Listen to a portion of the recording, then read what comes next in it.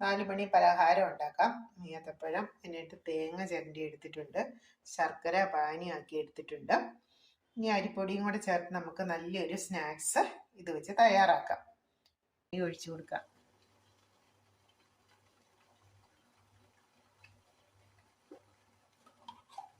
അരിപ്പൊടിയും കൂടെ കുഴച്ചാൽ പരത്തി വെച്ച് കഴിഞ്ഞാൽ നമ്മുടെ സ്നാക്സ് റെഡിയായി. ഓക്കെ, നമുക്ക് തേങ്ങയും കൂടി ഇട്ട് കൊടുക്കാം.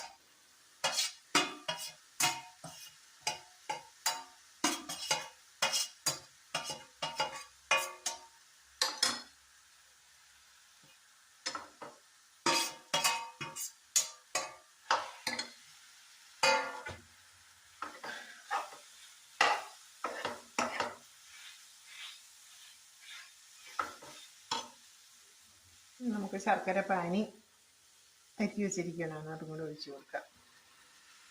ശർക്കര പാനിയിലൊന്ന് വെന്ത് വിട്ടിട്ട് സ്വല്പം കൂടെ ഉരുകാനുണ്ട്. അപ്പം നമ്മുടെ പഴവും തേങ്ങയൊക്കെ നന്നായിട്ട് വെന്ത് കിട്ടിയിട്ടുണ്ട്. നമുക്കിത് അരിപ്പൊടിയിലേക്ക് ചേർത്ത് കൊടുക്കാം. ശർക്കര പാനി ഒഴിച്ചു, ശർക്കര പാനി ഇതിലേക്ക് ഒഴിച്ചു കൊടുത്തിട്ടുണ്ട്.